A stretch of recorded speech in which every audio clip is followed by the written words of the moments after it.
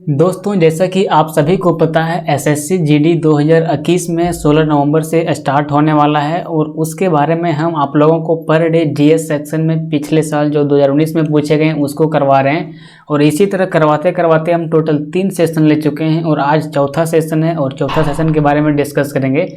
उससे पहले बता दें कि अभी तक आप इस चैनल को सब्सक्राइब नहीं किए तो कर लीजिए, क्योंकि 16 नवंबर तक लगातार वीडियो जाएगा, उससे आगे भी वीडियो आते रहेगा और आप जब तक आपका एग्जाम कंप्लीट ना हो जाए तब तक आपको बेनिफिट हमारे वीडियोज़ का मिलते रहेगा।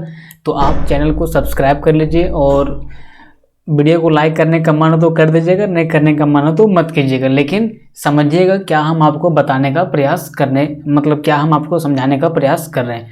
3 लेक्चर अभी तक हो चुका है, उसका आपको उसका जो लिंक है डिस्क्रिप्शन में मिल जाएगा या फिर आई बटन में मिल जाएगा, या फिर आप चैनल में जाके वहाँ पे प्लेलिस्ट बना हुआ है एसएससी जीडी 2021 का, वहाँ से आप इसको देख सकते हैं। और आप हमारे फेसबुक पेज, ट्विटर, इंस्टाग्राम जहाँ से आप जुड़ना चाहते हैं तो उसका भी लिंक डिस्क्रिप्शन में है, वहाँ से आप जुड़ सकते हैं। अब बिना बकवास किए हुए आज का सेशन को हम लोग स्टार्ट करेंगे। पहला दिन सेशन लिया उसमें 32 मिनट का, दूसरा दिन लिया 37 मिनट का, तीसरा दिन लिया 48 मिनट का। अब कोई बोलता है कि भैया इतना ही, कभी 32, कभी 37, कभी 38। तो देखिए हम क्या करते हैं, हम जो चीज़ आपको बताते हैं उसके बारे में और हम रिसर्च करते हैं कि इसको हम किस तरह से और बताएं, इससे रिलेटेड क्वेश्चन कौन कौन एग्जाम में आ रहा है। वो चीज़ों को रिसर्च करने के बाद जब हमको देखने को मिलता है तो हम आपको एक क्वेश्चन की जगह हम 4 क्वेश्चन बता देते हैं और वो एग्जाम में आता ही आता है। तो इसीलिए कभी कभी वीडियो लेंथ लंबा हो जाता है, कभी छोटा हो जाता है, जिस तरह से क्वेश्चन रहता है। चलिए क्वेश्चन नंबर 1 की आज हम लोग स्टार्ट करते हैं। क्वेश्चन नंबर 1 आज आप देख सकते हैं 12 फरवरी 2020 में 19 में पूछा गया 25 सवाल फर्स्ट शिफ्ट का है। इससे पहले 11 फरवरी का तीनों शिफ्ट का करवा चुके हैं, 16 नवंबर तक वीडियो आएगा। अब देखिए क्वेश्चन नंबर 1 हम लोग देखने का प्रयास करते हैं। क्वेश्चन नंबर 1 यहाँ हम लोग देखने का प्रयास करें तो भारतीय उपमहाद्वीप में जन्म लेने वाला, भारतीय उपमहाद्वीप मतलब कि भारत, पाकिस्तान, ये सब अफगानिस्तान के बारे में चर्चा कर रहा है। भारतीय उपमहाद्वीप का मतलब ये हुआ में जन्म लेने वाले कौन सा भक्ति संगीत, जिस तरह से हिंदू में संगीत गाया जाता है ना, उस तरह से संगीत गाया जाता है, उसी के बारे में बोल रहा है। कौन सा भक्ति संगीत सूफी भक्ति संगीत का एक रूप है। देखिए जैसे यहाँ पे सूफी देखने को मिलेगा आपको ना, तो शिया, सुन्नी, सूफी ये सब जो है सो मुस्लिम से रिलेटेड होते हैं, इस बात को आप ध्यान रखिएगा। तो बोल रहे कौन सा भक्ति संगीत सूफी भक्ति संगीत का एक रूप है, तो इसका सही उत्तर होगा भैया ऑप्शन नंबर ए, यानी कि कव्वाली। यहाँ पे आप देख लीजिएगा ये आपका लिखा हुआ है कव्वाली, ठीक है, ये आपका कव्वाली लिखा हुआ है, इसका सही उत्तर होगा कव्वाली। देखिए ये जो है सो भक्ति आंदोलन से संबंधित पॉइंट आपके पास है और भक्ति आंदोलन से संबंधित एक बहुत ही महत्वपूर्ण क्वेश्चन पूछता है। एक क्वेश्चन पूछता है बताइए चिश्ती संप्रदाय का स्थापना किसने किया था। क्या पूछता है यहाँ पे पूछता है कि बताइए चिश्ती संप्रदाय का स्थापना किसने किया था। तो ख्वाजा मोइनुद्दीन चिश्ती, आप याद रखिएगा ख्वाजा मोइनुद्दीन चिश्ती जो है, ख्वाजा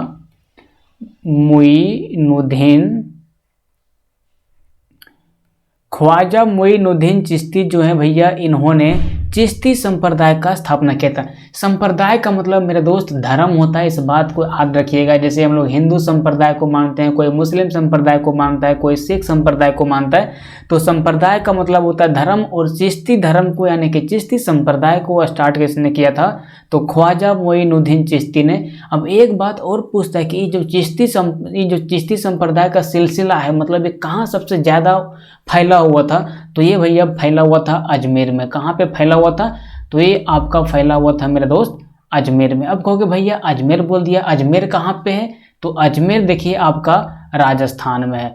कहाँ पे है मेरे दोस्त, राजस्थान में। अब बात आया राजस्थान का, तो तुरंत कहोगे भैया राजस्थान आ गया, तो राजस्थान में यहाँ का इसका कैपिटल क्या है, तो इसका कैपिटल है यहाँ पे जयपुर। अब जैसे आपका दिमाग में जयपुर आएगा तुरंत आपका दिमाग में क्लिक करना चाहिए कि भैया राजधानी है और जयपुर को पिंक सिटी के नाम से बुलाया जाता है। क्या बुलाया जाता है मेरे दोस्त, पिंक सिटी के नाम से। अब जैसे हम लोग राजस्थान की बात करते हैं ना, तुरंत मेरा दिमाग में ये बात क्लिक करना चाहिए कि राजस्थान से क्या क्या इंपॉर्टेंट चीज़ हम लोगों के पास आता ही एग्जाम में। तो नंबर 1 यहाँ पे आप याद कर लीजिएगा कि राजस्थान से एक बहुत ही इंपॉर्टेंट चीज़ आता है कि बताइए हवा महल कहाँ पे स्थित है। हवा महल कहाँ पे स्थित है, हवा महल कहाँ पे स्थित है मेरे दोस्त, तो ये भी आपका जो है वो राजस्थान में ही स्थित है हवा महल, ठीक है। तो इतना पॉइंट याद कर लिया, राजस्थान से मतलब क्या है, बहुत कुछ आपका हो गया। बढ़ते हैं क्वेश्चन नंबर 2 की ओर। क्वेश्चन नंबर 2 हम लोग देखने का प्रयास करें तो ये भी इंपॉर्टेंट है मेरे दोस्त।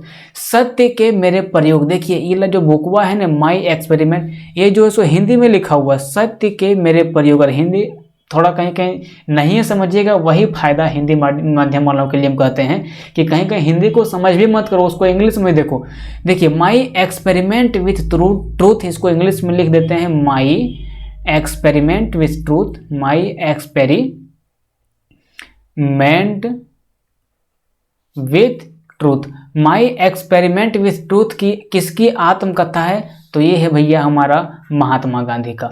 अब जैसे देखिएगा महात्मा गांधी का बात आएगा, माई एक्सपेरिमेंट विथ ट्रूथ आएगा, तो तुरंत आपको ध्यान में जाना चाहिए यार महात्मा गांधी का योगदान हमारे देश को आज़ाद करने में अहम रहा है। महात्मा गांधी 1915 में इंडिया लौटे थे, कहाँ से? साउथ अफ्रीका से। और इन्होंने यहाँ पे कई सारे आंदोलन कर दिए, क्विट इंडिया मूवमेंट मतलब भारत छोड़ो आंदोलन, सविनय अवज्ञा आंदोलन, चंपारण सत्याग्रह, उसके बाद आपका असहयोग आंदोलन, कई सारे आंदोलन कर दिए। तो जैसे दिमाग में आ रही Mahatma Gandhi, my experiment with truth इसकी आत्मकथा है, चलो महात्मा गांधी से रिलेटेड पॉइंट को याद करते हैं। तो तुरंत आप याद कीजिएगा कि 1920 ईस्वी में इन्होंने क्या चालू किया था? असहयोग आंदोलन। 1930 ईस्वी में इन्होंने क्या चालू किया था? तो चालू किया था उस समय सविनय अवज्ञा आंदोलन। अब तुरंत याद कीजिएगा तो 1942 में इन्होंने क्या चालू किया था? तो भारत छोड़ो आंदोलन। अब यहाँ से 1920 के पहले 1915 में ही ये इंडिया में आ चुके हैं, तो 1917 में इन्होंने चालू किया था चंपारण सत्याग्रह, जहाँ पे क्या किया जाता था भैया? चंपारण सत्याग्रह में इन्होंने क्या किया था? वहाँ के किसानों को, चंपारण के किसानों को क्या करते थे जमींदार लोग? जबरदस्ती वहाँ पे नील की खेती को बवाते थे और खेती को बर्बाद करते थे। नील की खेती का सबसे खास बात यह है कि वहाँ अगर एक बार नील की खेती रोप दिए तो समझिए आपका भूमि जो है सो उसका उर्वरता चला जाता है। किसान परेशान बेचारा जबरदस्ती खटवा रहा था और उसको और नुकसान करवा रहा था।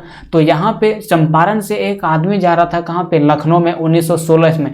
आप एक चीज और याद रखिएगा, 1916 का जो कांग्रेस अधिवेशन हुआ था ना, ये हुआ था कहाँ पे भैया? लखनऊ में। तो गांधी जी इस अधिवेशन में आए हुए थे और बिहार और यूपी मतलब सटा हुआ है, तो याद रखिएगा। तो बिहार का चंपारण डिस्ट्रिक्ट से एक किसान था जिसका नाम था राजकुमार शुक्ला, वो कहाँ गए थे भैया? लखनऊ में। और लखनऊ में इन्होंने जो राजकुमार शुक्ला थे कहाँ के? बिहार के। इन्होंने पहले सुना था कि महात्मा गांधी जाके साउथ अफ्रीका ऐसा जगह में सत्य के बल पे मतलब सत्य के निष्ठा पे क्या किया था भैया? वहाँ के लोगों को न्याय दिलाया था।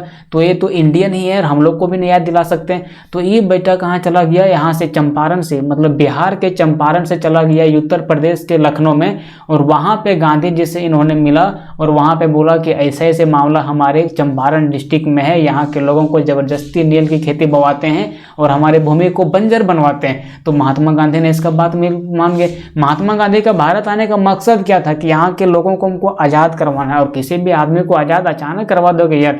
1915 में आया और 1947 में आज़ाद हुआ, समझिए कितना दिन लग गया आज़ाद करवाने में हमारे देश को। तो गांधी जी जानते थे कि किसी भी काम को करने के लिए अचानक हड़बड़ा के नहीं, धीरे धीरे करो, धीरे धीरे करो। सबसे पहले साउथ अफ्रीका गए, वहाँ से घूम के 1915 में आए, 1917 में आंदोलन किए, 20 में किए, 30 में किए, 42 में किए, करते करते आज़ाद करवा दिए। तो किसी भी मामला को वो सुलझने के लिए मतलब आसानी से करने के लिए वो क्या बोले? धीरे धीरे करो। अब क्या किया? 1917 में आपको याद रखना चंपारण सत्याग्रह हो गया। राजकुमार शुक्ला गया था कहाँ पे? यूपी के। 1916 के लखनऊ कांग्रेस समझौता में, कांग्रेस अधिवेशन में वहाँ पे गांधी जी आए हुए थे। तो गांधी जी इसका बात माने तो 1917 में कहाँ पे आ गए? चंपारण में आ गए और यहाँ के किसानों को न्याय दिलवाए। ठीक है, तो 1917 में कौन सा सत्याग्रह हुआ था? तो चंपारण सत्याग्रह। अब देखिए 1920 ईस्वी में क्या हुआ था भैया? असहयोग आंदोलन हुआ था। असहयोग आंदोलन, देखिए इसको हम लेक्चर जब लेंगे ना तो काफी लंबा चला जाएगा, तो अब याद रखिएगा सिर्फ कि 1920 में असहयोग आंदोलन कि आप अंग्रेज को मत सहयोग करो, उसका बात को मत मानो। 1930 में क्या हो गया भैया? सविनय अवज्ञा आंदोलन। देखिए पॉइंट को आप समझिएगा, 1930 में हुआ था सविनय अवज्ञा आंदोलन। सविनय अवज्ञा आंदोलन। इसका मतलब क्या होता है कि हम प्रेम से कहते हैं और हम प्रेम से आपकी आज्ञा को पालन नहीं करते। अंग्रेज बोलेगा कि मेरा दाढ़ी बनाओ नाई को, तो नाई बोलेगा प्रणाम हुजूर हम आपका दाढ़ी नहीं बना सकते। अंग्रेज किसी को बोलेगा यहाँ खेती करो, प्रणाम सर हम आपका खेती नहीं कर सकते हैं। तो इसका मतलब हो गया सविनय अवज्ञा आंदोलन। अंग्रेज किसी को लतिया सकता नहीं, इतना प्रेम से कोई आदमी बोलेगा भैया हम आपको काम नहीं करेंगे, तुम क्या करोगे, हम तो आपको गरिया नहीं रहे, मार नहीं रहे। तो सविनय अवज्ञा आंदोलन का मतलब यही होता है। और गांधी जी का मेन मकसद क्या था कि कहीं भी लड़ाई झगड़ा मत करो, एकदम धीरे धीरे आराम से करो और लड़ाई झगड़ा करे मत करो, सब मामला ऑटोमेटिक सुलझ जाएगा। और रियल में सुलझ गया। तो 1930 ईस्वी में हुआ था सविनय अवज्ञा आंदोलन। अब देखो 1917 में चंपारण सत्याग्रह, 1920 में क्या हुआ था असहयोग आंदोलन, 1930 में सविनय अवज्ञा आंदोलन। अब इतना मामला हो गया तब पर भी अंग्रेज साला डेट यहाँ से जा नहीं रहा। तब गांधी जी का दिमाग में आ रही है अब देखो इतना हम लोग कर लिए, अंग्रेज रडेल निकल गया, कुछ काम नहीं कर रहा है, अब हम लोग को कुछ दूसरा दिमाग लगाना पड़ेगा। तब 1942 में, जो 1942 आपको यहाँ लिखा हुआ दिख रहा है, ये 8 अगस्त 1942 का मामला है। गांधी जी ने कहा कि अब कुछ नहीं होगा, अब हम लोगों को एक ही नारा देना पड़ेगा, करो या मरो भारत छोड़ो आंदोलन। 1942 में ही गांधी जी ने क्या बोला था, भारत छोड़ो आंदोलन। किसको, अंग्रेज को, कि हर हाल में अंग्रेज को भारत छोड़वा देना है, इसको भारत में रहने के लिए नहीं देना है। और इसी में इन्होंने नारा दिया था करो या मरो। क्या भैया, करो या मरो। एक चीज बड़ी बार पूछता एग्जाम में कि बताइए करो या मरो का जो नारा दिया था गांधी जी ने, कब दिया था, कौन से आंदोलन में दिया था, तो वो दिए थे 1942 के भारत छोड़ो आंदोलन में। 8 अगस्त 1942 को ये आंदोलन चालू हुआ था। और ऐसे ही करते करते कई सारे कमीशन, साइमन कमीशन भारत में आया, उन्होंने बोला कि भैया माफी मांगते हैं, आप हम इंडिया पर राज नहीं कर पाएंगे और इंडिया को आज़ाद कर देंगे। तो गांधी जी अंत में सफल हो गए भारत को आज़ाद करवाने में। भले यहाँ का प्रधानमंत्री, वित्त मंत्री, गृह मंत्री कुछ बन नहीं पाए, उसको 1948 में नाथूराम गोडसे ने मार दिया, लेकिन गांधी जी का योगदान इस देश को आज़ाद करवाने में एकदम अहम लेवल पर है, इसे कोई भी नहीं भूल सकता है। तो गांधी जी से रिलेटेड आप इतना पॉइंट याद रखिएगा। अब यहाँ पे देखिए किताब का बात है, तो एक चीज आप देखिए, माई एक्सपेरिमेंट विथ ट्रूथ पुस्तक किसने लिखा है भैया, गांधी जी ने लिखा है। और इसी से रिलेटेड देखिए पुस्तक का बात है तो जवाहरलाल नेहरू का एक बहुत ही इंपॉर्टेंट पुस्तक है डिस्कवरी ऑफ इंडिया। एक बार सुन लीजिए, डिस्कवरी ऑफ इंडिया, जगह नहीं लिखने का। डिस्कवरी ऑफ इंडिया का जो पुस्तक लिखे हैं वो जवाहरलाल नेहरू ने लिखे हैं। ये जो आपका एपीजे अब्दुल कलाम, जिसे मिसाइल मैन कहा जाता है, इन्होंने इंडिया 2020 का पुस्तक लिखे हैं। इंडिया 2020 नाम का पुस्तक लिखे हैं। नरेंद्र मोदी जो भी भारत के प्रधानमंत्री हैं 2014 से अपने पद पर आसीन है, 2019 में फिर जीत गए, सबसे शक्तिशाली नेता काउंट किए जाते हैं। नरेंद्र मोदी का भी एक इंपॉर्टेंट पुस्तक है भैया, एग्जाम वॉरियर। क्या है मेरे दोस्त, एग्जाम वॉरियर, नरेंद्र मोदी जी का बहुत ही इंपॉर्टेंट पुस्तक। एग्जाम में पूछ देगा, अरे भैया प्रधानमंत्री के पद में कोई पुस्तक लिखे तो इंपॉर्टेंट हो ही जाता है। तो इतना चीज़ आप याद रखिएगा। और हाँ चलिए कंप्लीट होता है इतना मामला। उसके बाद अगला क्वेश्चन पर हम लोग प्रवेश करते हैं, क्वेश्चन नंबर 3 की ओर। क्वेश्चन नंबर 3 हम लोग देखने का प्रयास करें मेरे दोस्त। तो ये भी बहुत ही इंपॉर्टेंट है, क्वेश्चन है एक, लेकिन करवाएंगे 9 को आपको। इसी क्वेश्चन में आप खाली ध्यान रखिएगा कैसे करवाते हैं आपको। भारतीय संविधान का नागरिकत्व पर धारा किस देश के संविधान से प्रेरित है, तो इसका सही उत्तर होगा ऑप्शन नंबर डी, यानी कि यूनाइटेड किंगडम। अब इतना चीज आप देख लेना, ये क्वेश्चन से देखिए, ये बोल रहा है कि भारतीय संविधान का नागरिकत्व पर धारा किस देश के संविधान से प्रेरित है, तो यूके से। अब ये मामला जैसे आएगा तो हमारा दिमाग में आया कि हमारा भारतीय संविधान 1947 में बना, इससे पहले हमारा इंडिया वाले कोई संविधान वगैरह बनाए नहीं थे, तो नॉलेज था ही नहीं, तो कहीं दूसरी जगह से चुराएगा ना हो। तो कभी यूनाइटेड किंगडम का कोई चीज़ ले लिया संविधान में, तो यूएस का ले लिया, यूनाइटेड स्टेट का, तो कभी रसिया का ले लिया, तो कभी जापान का ले लिया, तो इधर ऑस्ट्रेलिया का ले लिया, नीचे में आपका साउथ अफ्रीका का ले लिया, ऊपर आयरलैंड में ले लिया। तो देखिए कोई भी चीज़ को नया काम करता है उसके पहले कुछ नहीं किया रहता ना, तो वो दूसरे का कॉन्सेप्ट को चुराता है। तो आप ध्यान रखिएगा कि 9 गो देश से भारत में अपने 9 गो देश के संविधान से भारत अपने देश के संविधान में कुछ शामिल किया है। तो आप याद रखिएगा कुछ आपको हम ऑस्ट्रेलिया के बारे में, एक सेकंड, हाँ कुछ इंपॉर्टेंट आपको हम बताते हैं। यूएसए जो यहाँ पे आपको दिख रहा है ना, इस यूएसए से भैया मौलिक अधिकार को हमारे देश के संविधान में शामिल किया गया है। क्या भैया, मौलिक अधिकार को यूएसए से, ठीक है। अब यहाँ पे आप देखोगे ना तो ऑस्ट्रेलिया है, यूएसए का राजधानी आप सभी को कहाँ पे बताना है कमेंट बॉक्स में। ऑस्ट्रेलिया का राजधानी कैनबरा है, आपको बता देते हैं। और ऑस्ट्रेलिया के संविधान से जो है वो हमारे मतलब कर सकते हो आप जो प्रियम्बल है ना, प्रस्तावना का जो आपका लिया गया ना, प्रस्तावना का जो भाषा लिया गया ना, वो लिया गया है ऑस्ट्रेलिया से। यूके से आपको बता दिए कि यहाँ से क्या लिया गया भैया, नागरिकत्व पर धारा।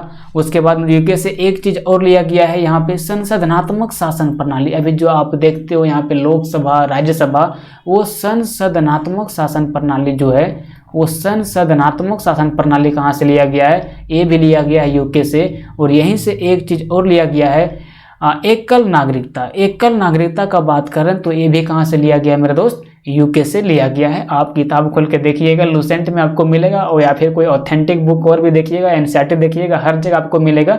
और यही सब एग्जाम में वो करता है, इससे ज़्यादा कुछ नहीं आता है। एक चीज़ और आता है रसिया से, मतलब रसिया का मतलब रूस समझिएगा। और रूस से जो है ना, यहाँ से हमारा मौलिक कर्तव्य लेके आया है। क्या भैया, मौलिक कर्तव्य लेके कहाँ से आया है मेरे दोस्त, मौलिक कर्तव्य लेके आया है कहाँ से, तो रसिया से। मौलिक कर्तव्य का मतलब क्या होता है कि आपको अपने बच्चे को स्कूल भेजना है, अपने बच्चे को पढ़ाना है, अपने आप के एनवायरनमेंट को साफ रखना है, हर चीज़ मतलब जो एक इंसान का कर्तव्य होना चाहिए इस जिंदगी में आने का, बस मौलिक कर्तव्य वही है। टोटल मौलिक कर्तव्य की बात करें तो अभी वर्तमान समय में हमारा 11 मौलिक कर्तव्य, इसको डिस्कस नहीं करेंगे, नहीं तो पता चला ऐसे में 1 घंटा पार। तो इतना चीज़ आप इस चीज़ से ध्यान रखिएगा, ठीक है। भारतीय संविधान का नागरिकत्व पर धारा किस देश के संविधान से प्रेरित है, तो यूके से है। मौलिक अधिकार कहाँ से, यूएसए से। मौलिक कर्तव्य कहाँ से, तो आपका रसिया से। संविधान के भाषा प्रियम्बल प्रस्तावना की जो भाषा लिया गया कहाँ से, ऑस्ट्रेलिया से। ऑस्ट्रेलिया की राजधानी कहाँ पे, कैनबरा है। ऑस्ट्रेलिया का भी वर्तमान में प्रधानमंत्री कौन है, स्कॉट मॉरिसन है। और क्या, बस इतना ही। बढ़ते हैं क्वेश्चन नंबर 4 की ओर। Question number 4 that is important, मतलब माटी से ये दुनिया वहाँ पाए तो मिट्टी को जहाँ वहाँ देखते हैं, मिट्टी से याद रखिएगा। जब भी मिट्टी देखिएगा 4 क्वेश्चन दिमाग में याद ही हो जाना चाहिए आपको। खालिस्तान यहाँ पे दिया, बताता है प्रायः प्रकृति में रेतीली और गुण में लवणीय होती है। तो याद रखिएगा मेरे दोस्त, शुष्क मिट्टी जो होता है ना, ये प्रकृति में रेतीली और गुण में लवणीय होती है। आप यहाँ पे देख सकते हैं शुष्क मिट्टी का इमेज, किस तरह से शुष्क मिट्टी अपना अलग हो जाती है, जमीन को छोड़ देती है, फिर अलग होती है, जमीन में गैप होता है, फिर अलग होती है, जमीन में गैप होता है, सूख जाता है इस मिट्टी को, इसीलिए इसको शुष्क मिट्टी कहा जाता है। और ये क्या होता है, रेतीली होता है, और गुण में क्या होता है, लवणीय होता है। मतलब नमक चाट के देखिएगा तो नमक जैसा मतलब इसमें लगेगा, उसको नोनछान क्या बोलता है देहाती भाषा में, इस बात को ध्यान रखिएगा।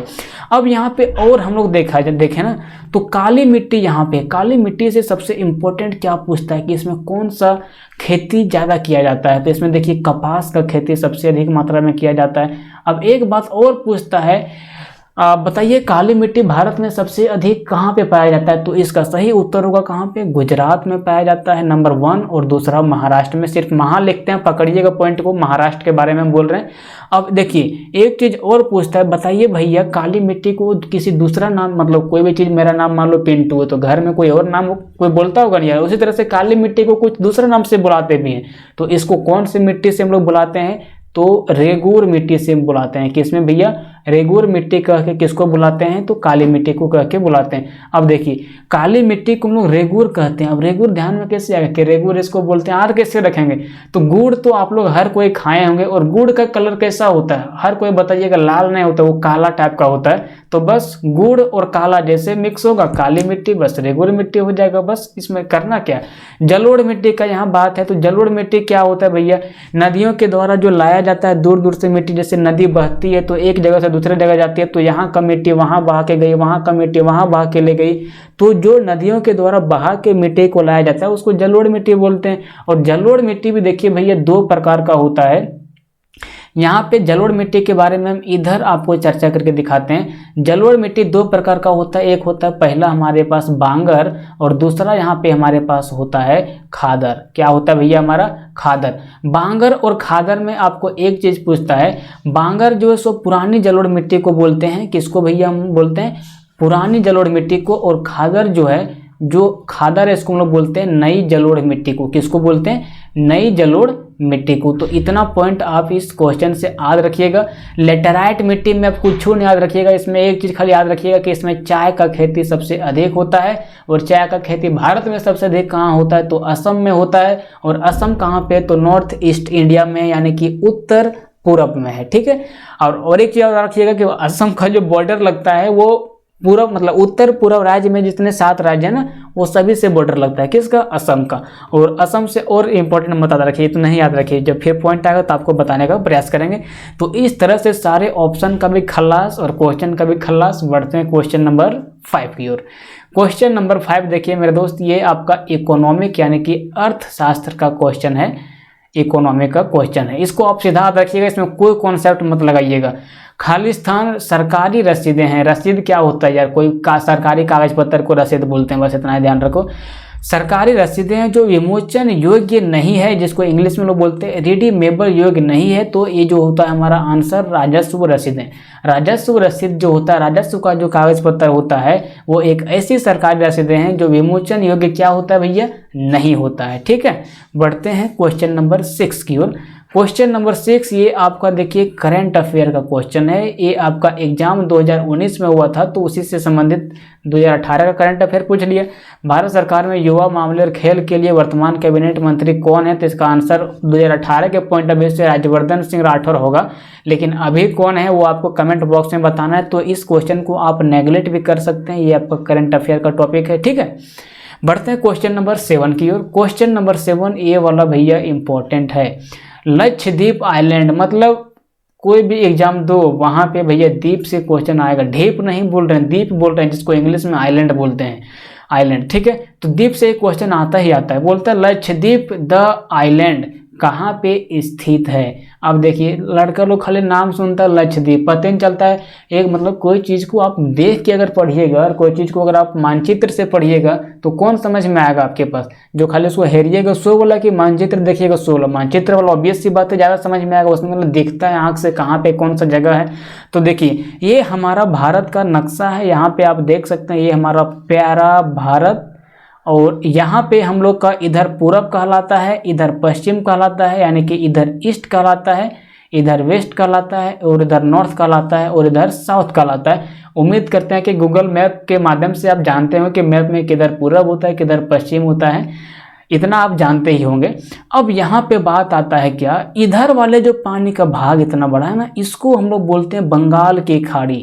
क्या बोलते हैं मेरे दोस्त, बंगाल की खाड़ी। अब कहोगे इधर बंगाल की खाड़ी क्यों बोलते हैं, अरे भाई साहब सबसे पहले जब पाकिस्तान 1947 ईस्वी में अलग हुआ था ना, तो पाकिस्तान का 2 भाग था, एक पश्चिमी पाकिस्तान जो इधर पिछवाड़ा में दिख रहा है, एक पूर्वी पाकिस्तान जो अभी वर्तमान में बांग्लादेश है। तो यहीं पे बांग्लादेश है पूर्व में, यहीं पे पश्चिम बंगाल है, इसीलिए इस पूरे पानी के क्षेत्र का नाम ही पड़ गया बंगाल की खाड़ी।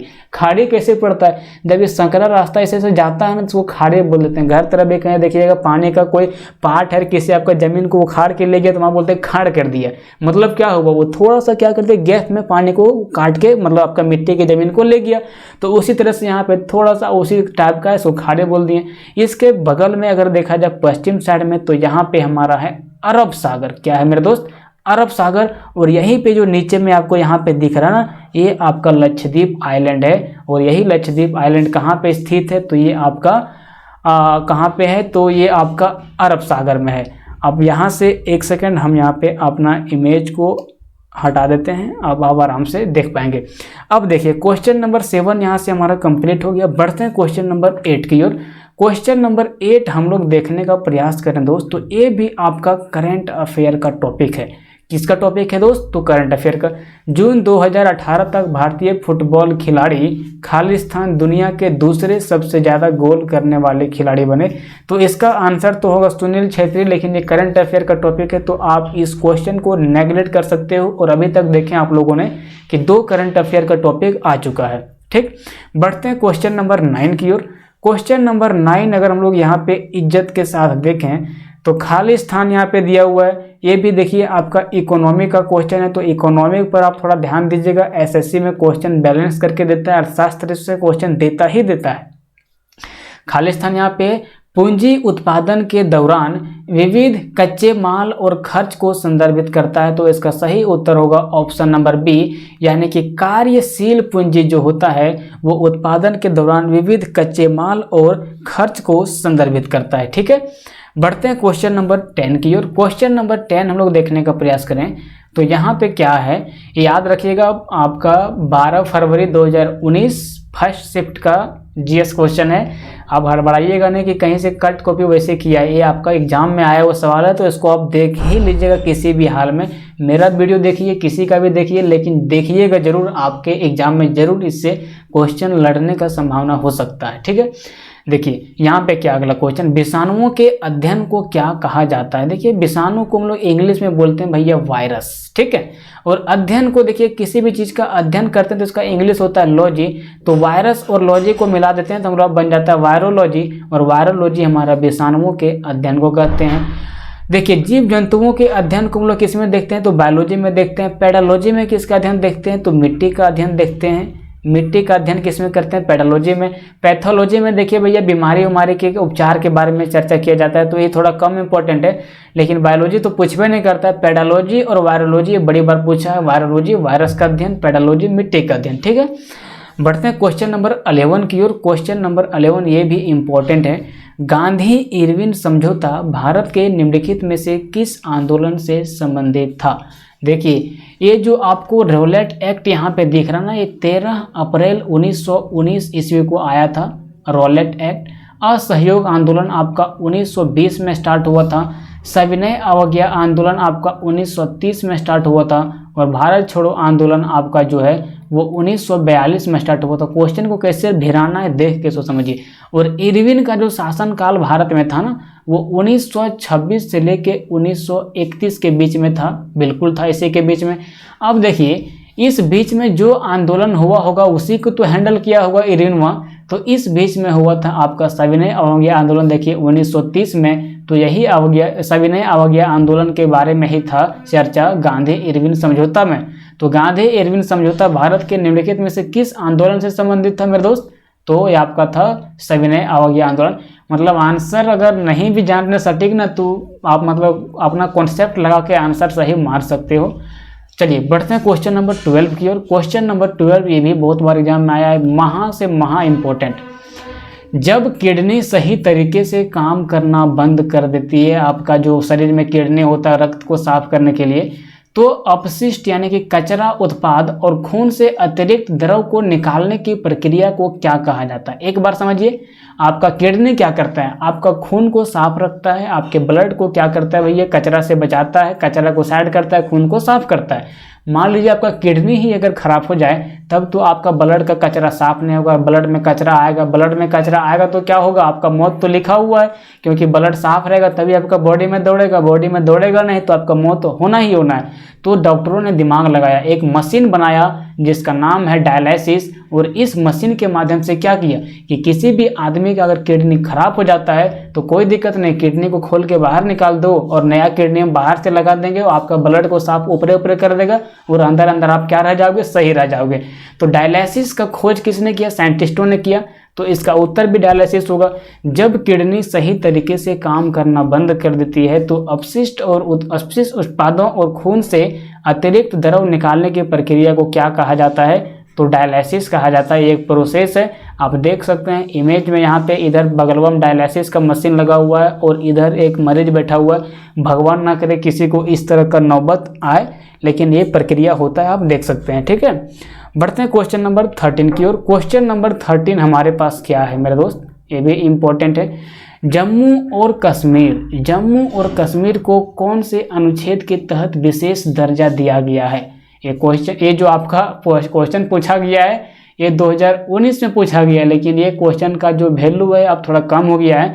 तो जम्मू कश्मीर को 2019 मतलब जब आपका एग्जाम हुआ था उससे संबंधित पहले 370 के मतलब 370 में रखा गया था, लेकिन 5 अगस्त 2019 को भारत के राष्ट्रपति कौन, भारत के राष्ट्रपति आपका कौन है बताना है कमेंट बॉक्स में। रामनाथ कोविंद जी हैं। तो रामनाथ कोविंद जी ने क्या किया, ऑफिशियली डॉक्यूमेंट में साइन कर दिया कि भैया 5 अगस्त 2019 से जो है आपका ये जम्मू कश्मीर 2 टुकड़ा में बढ़ जाएगा। पहला हो जाएगा, हाँ सॉरी, 5 अगस्त 2019 को क्या किया, 370 को वहाँ से हटा दिया, ठीक है। लेकिन इसी के अगस्त के बाद सितंबर के बाद अक्टूबर, समझिए 2 महीना के बाद यानी कि 31 अक्टूबर 2019 को ये जो जम्मू कश्मीर से 370 धारा हटाया, उसके बाद जम्मू कश्मीर को 2 भागों में तोड़ दिया। आप देख सकते हैं इमेज में, इधर वाला जो पार्ट आपको पिछुआ में दिख रहा है ये आपका जम्मू कश्मीर है और इधर वाला जो पार्ट है आपका लद्दाख में है। तो जम्मू कश्मीर को 2 भागों में तोड़ दिया कब, 31 अक्टूबर 2019 को।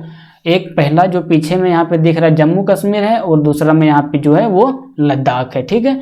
इससे रिलेटेड इतना ही क्वेश्चन आता है। 368 भारतीय संविधान में क्या बोलता है, संविधान संशोधन की प्रक्रिया। संविधान में जो भी संशोधन होता है, संविधान में जो भी बदलाव होता है वो 368 के तहत ज़्यादा से ज़्यादा होता है। और 352 जो आपका है भैया, ये आपका है अगर देश के अंदर कोई सशस्त्र विद्रोह हो जाए, कोई बाहरी आक्रमण हो जाए तो 352 के तहत भारत में आपातकालीन लगाने का घोषणा है। 356 में यहाँ पे राष्ट्रपति शासन है। अगर राष्ट्रपति समझे कि किसी राज्य में वहाँ का मुख्यमंत्री सही तरीके से राज्य में शासन नहीं कर रहा है, वहाँ पे अत्याचार कर रहा है, वहाँ के लोगों को मतलब बर्बाद कर रहा है, तो 356 के तहत वहाँ राष्ट्रपति शासन लगा देगा। 360 भारतीय संविधान का बोलता है वित्तीय आपातकाल के बारे में, मतलब अगर देश में पैसा कौड़ी का कमी हो जाएगा, देश में मतलब कह सकते हो आप पैसा से संबंधित कोई भी मामला हो जाएगा जिसमें कि सरकार को सरकार चलाने में दिक्कत होने लगे, तो 360 संविधान के अनुच्छेद के तहत क्या लगा सकता है वो, वित्तीय आपातकाल। तो ये 3 अनुच्छेद महा इंपॉर्टेंट, काफ़ी इंपॉर्टेंट, याद रखिएगा।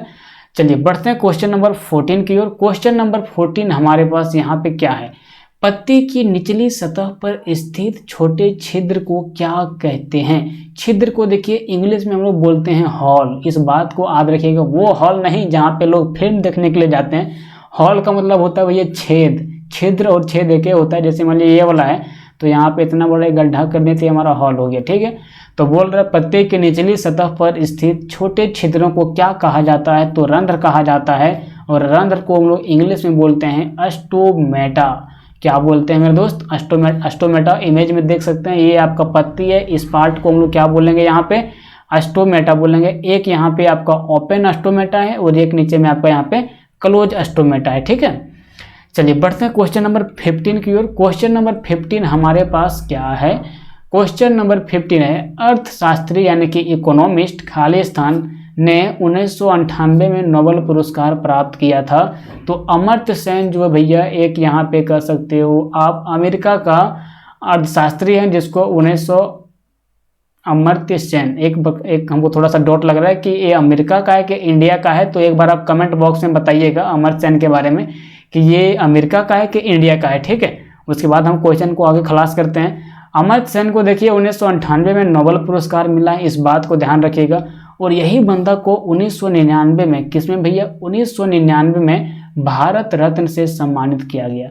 मतलब देखिए सबसे पहले इसको मिला बड़का पुरस्कार, जो नोबेल पुरस्कार होता है जो पूरे वर्ल्ड में इम्पोर्टेंट है, जो 6-7 सब्जेक्ट में मिलता है, फिजिक्स, केमिस्ट्री और यहाँ पे चिकित्सा, उसके बाद आपका हो जाता है शांति साहित्य में। तो उसमें जो सबसे बड़का पुरस्कार है इसको 1998 में ही मिल गया। 1999 में इसको क्या मिला, भारत रत्न मिला। देखिए दोनों भी काफ़ी इंपॉर्टेंट पुरस्कार होता है कॉम्पिटिटिव पॉइंट ऑफ व्यू से, और एक नागरिक होने के नाते भी आपको जाना चाहिए। तो अमर्त्य सेन को 1998 में क्या हुआ भैया, नोबेल पुरस्कार मिला। 1999 में क्या मिला, भारत रत्न मिला। तो इतना आप याद रखिएगा। क्वेश्चन नंबर 16 बढ़ते हैं, उसके पहले थोड़ा सा हम आपसे taking rest.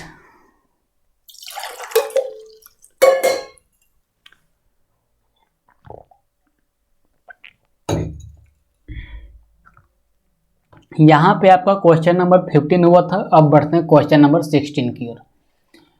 Question number 16, Khalistan Jammu और कश्मीर के बंजारे हैं। बंजारे का मतलब होता है जो इधर उधर घूमता है बिना काम मतलब का, उसको लोग बंजारा बोलते हैं। गाना भी ने बंजारा बना दिया तो वही बंजारा का मतलब होता है। पॉइंट पकड़िए क्या बोल रहा है सो।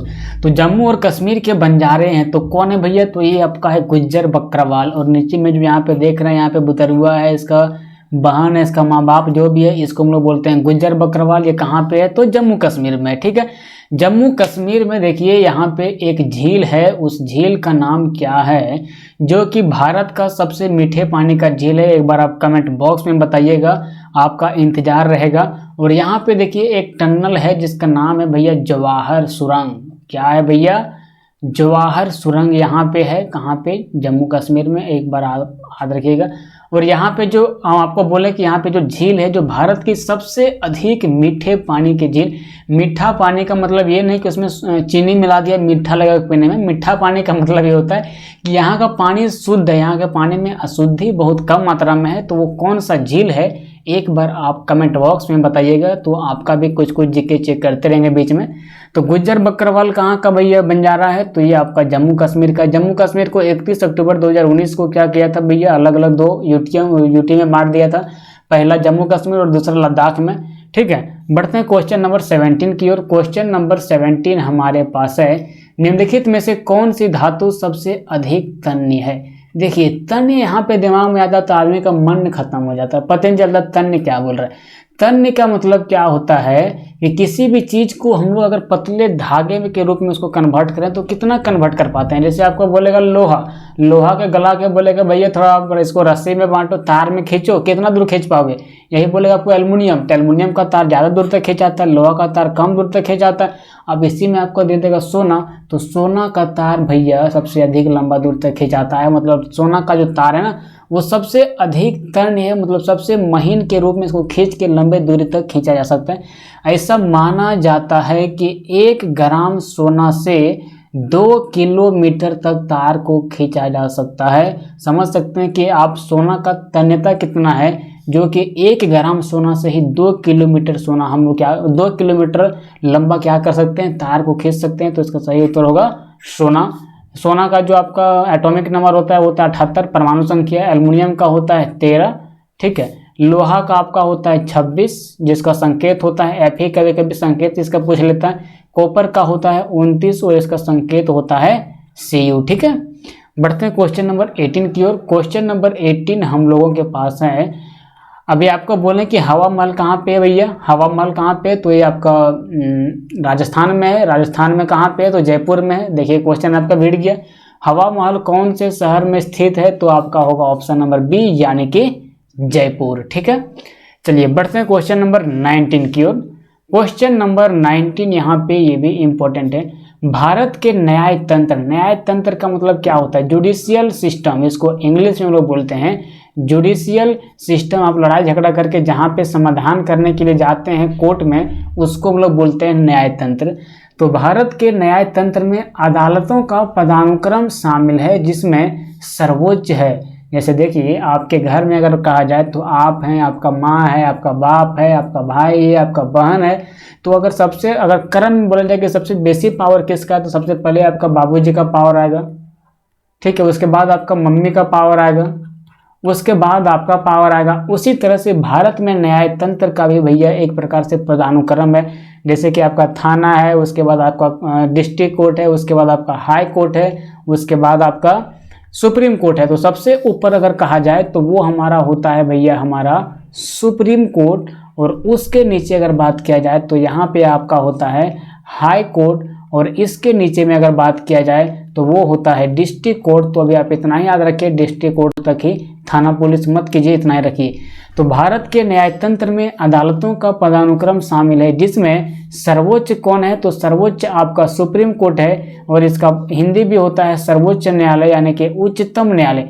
उच्च न्यायालय और उच्चतम न्यायालय में अंतर, अगर आप हिंदी पढ़ते होंगे ना, हिंदी ग्रामर आप पढ़े होंगे, तो उच्च और उच्चतम में अंतर होता है। उच्च का मतलब होता है कि कोई ऊंचा में है, लेकिन अगर उसमें तम लग जाए तो उसका समझिए कि उससे भी ऊपर कोई है। तो उच्चतम न्यायालय जो आपका है, यानी कि सुप्रीम कोर्ट जो है, वो आपका अदालतों का पदानुक्रम में सबसे सर्वोच्च है, यानी कि सबसे ऊपर है। सुप्रीम कोर्ट का जो आदेश रहता है भैया, वो अब एक अभिलेख के बराबर होता है। जो वो आदेश देता है, वो आदेश किसी दूसरे लोगों पर भी लागू हो जाता है। तो सुप्रीम कोर्ट जो है सो बहुत ही इंपॉर्टेंट पॉइंट होता है। और सुप्रीम कोर्ट का चर्चा हमारे भारतीय संविधान में 124 अनुच्छेद में किया गया है, जो कि भाग 5 में इसका चर्चा है। भारतीय संविधान 22 भाग है ना, तो उसमें भाग 5 में इसका चर्चा है, 124 में उच्चतम न्यायालय के बारे में, यानी कि सुप्रीम कोर्ट के बारे में। सुप्रीम कोर्ट में देखिए भैया, एक होता है मुख्य न्यायाधीश और 33 होते हैं और भी जज जिसमें उसको सपोर्ट करने के लिए, इतना पॉइंट याद रखिएगा। चलिए बढ़ते हैं क्वेश्चन नंबर 20 की ओर। क्वेश्चन नंबर 20 ये भी इंपॉर्टेंट है। निम्नलिखित में से कौन फ्रांसीसी क्रांति के आदर्शों से प्रेरित था? अभी भी आप क्रांति देखते हैं, भारत चाइना के बीच चलता है, भारत पाकिस्तान के बीच चलता है, चलते रहता है। इसी तरह से पहले भी 200-300 साल पहले चलता था क्रांति। तो बोल रहा है कि कौन सा इनमें से कौन सा जो सो फ्रांसीसी क्रांति के आदर्शों से प्रेरित था? तो वो था भैया टीपू सुल्तान। टीपू सुल्तान का बाबूजी का नाम पूछेगा तो इसको बोलिएगा कि इसका बाबूजी का नाम था हैदर अली, और इसका जो शासन चलता था वो इसका शासन चलता था कहाँ पे? मैसूर में। और जैसे बोलेगा मैसूर कहाँ है, तो मसूर दाल मत सोचिएगा, मैसूर समझिएगा। और ये जो मैसूर है भैया, ये आपका कर्नाटक में लोकेटेड है।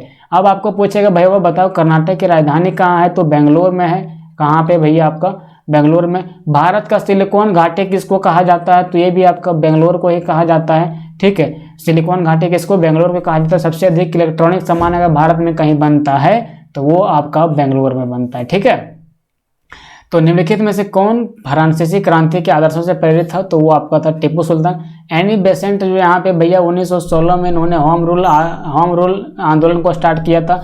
बदरुद्दीन तैयब जी तो ये भैया था, ये क्या था भैया? इंडियन नेशनल कांग्रेस का, यानी कि कांग्रेस का जो है सो प्रथम मुस्लिम अध्यक्ष था।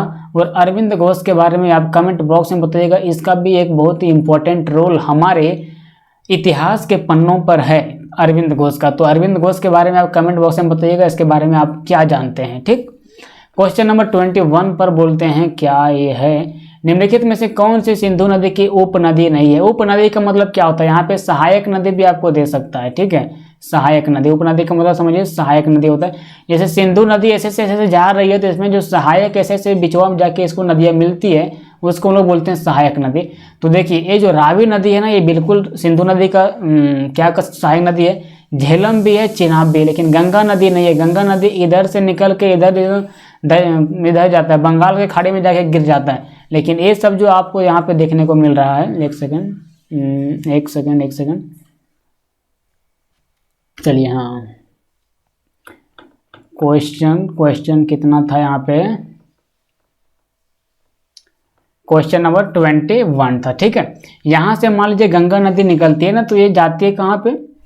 बंगाल की खाड़ी में। लेकिन जब सिंधु नदी निकलती है तो ये जाती है कहाँ पे? अरब सागर में, ईस्ट एडवा में।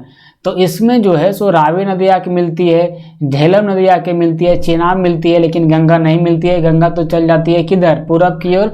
और ये सब नदियाँ आती है किधर? पश्चिम की ओर। तो गंगा पश्चिम की ओर कैसे आ सकती है? नहीं आ सकती है। तो इसका सही उत्तर होगा ऑप्शन नंबर डी, यानी कि गंगा नदी, ठीक है। गंगा नदी को भैया यहाँ पे बांग्लादेश में इसको पद्मावती कहता है। ये भी बड़ी बार खचखचा गया एग्जाम में, पद्मावती, ठीक है, बांग्लादेश में, ठीक है। क्वेश्चन नंबर 22 की ओर बढ़ते हैं। क्वेश्चन नंबर 22 ये भी बड़ी बात इंपॉर्टेंट हो खिलाड़ी के पॉइंट ऑफ व्यू से, यानी कि स्पोर्ट के पॉइंट ऑफ व्यू से, ठीक है।